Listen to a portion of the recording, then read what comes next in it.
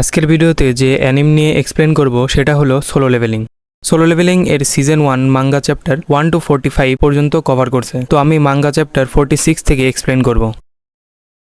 শুরুতেই দেখা যায় জিনহো ঘুমিয়ে আছে। হঠাৎ সে তাড়াহুড়া করে ঘুম থেকে ওঠে, কারণ তার বোন সুং জিনহা ফোন দিয়েছে। ফোনে সে বলে আজকে স্কুলে তার প্যারেন্টস ডে, তার কি সে ব্যাপারে কোনো হুঁশ আছে? জিনহো এরপরে চলে যায় ব্যাংকে টাকা ওঠানোর জন্য। তখন ব্যাংকের কর্মচারী মেয়ে তার ব্যাংক ব্যালেন্স চেক করে এবং অবাক হয়ে যায় যে এত ইয়ং একটি ছেলের কাছে 1.4 বিলিয়ন ইয়েন। তখন জিনহো বলে আমি একজন হান্টার। এরপরে জিনহো চলে আসে তার বোনের স্কুলে। এখানে এসে স্কুলের সব মেয়েরাই তাকে দেখে ফিদা হয়ে যায়। এরপরে জিনহো চলে আসে জিনহা টিচারের কাছে। এরপর টিচারের সাথে তার কথোপকথন চলে। এ সময় টিচার তাকে জিজ্ঞেস করে জিনহা যদি কোনো সময় অ্যাওয়াকেন হয় তাহলে সে কি তাকে হান্টার হতে দিবে? তখন জিনহা বলে না, কখনোই না। এরপরে টিচার বলে জিনহা এর ফ্রেন্ড কিছুদিন আগেই হান্টারে জয়েন করছে, এজন্য সে স্কুলে আসছে না, তুমি একটু কথা বলে দেখো। চ্যাপ্টার 47। এরপরে জিনহো চলে আসে সেই মেয়েটির কাছে।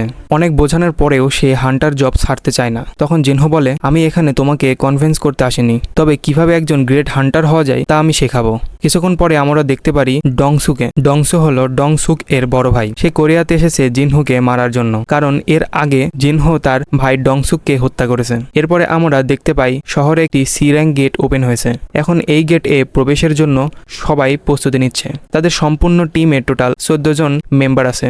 এর মধ্যে এ র্যাঙ্কে একজন, নাম হলো কিমচুল। 7 জন বি র্যাঙ্ক, এছাড়া সি র্যাঙ্ক জিনহো এবং ই র্যাঙ্ক হাংসংয়ে। এই নিয়ে মোট 14 জন। এখন সবাই একে একে গেটের মধ্যে প্রবেশ করে। সবার শেষে আমাদের জিনহো প্রবেশ করে। তবে গেটে প্রবেশ করার সাথে সাথে তার অনুভূতি হয় এটা তো আগের গেটগুলোর মতো নয়। তখনই তাকে টেনে গেটের ভিতরে নিয়ে নেয়। এখন সবাই রিয়েলাইজ করে এটা একটি রেড গেট। চ্যাপ্টার 48। এদিকে আমরা দেখতে পাই এস র্যাঙ্ক হান্টার ডংসু এবং জিনচুল রেড গেটের সামনে চলে আসে। তবে তারা কেউই ডানজেন এর মধ্যে প্রবেশ করতে পারে না। এখন তোমাদের রেড গেট সম্পর্কে একটু এক্সপ্লেন করি।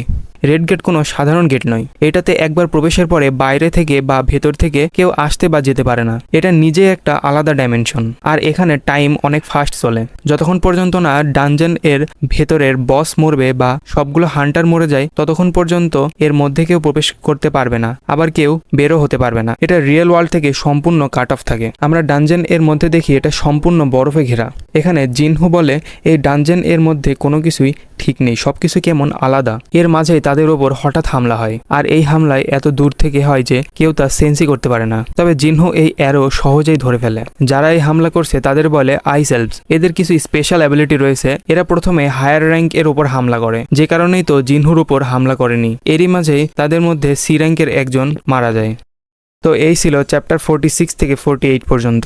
আশা করি তোমাদের কাছে ভিডিওটি ভালো লেগেছে। ভিডিওটি যদি ভালো লেগে থাকে তাহলে একটি লাইক করে সাবস্ক্রাইব করে পাশে থাকো। দেখা হবে নেক্সট ভিডিওতে।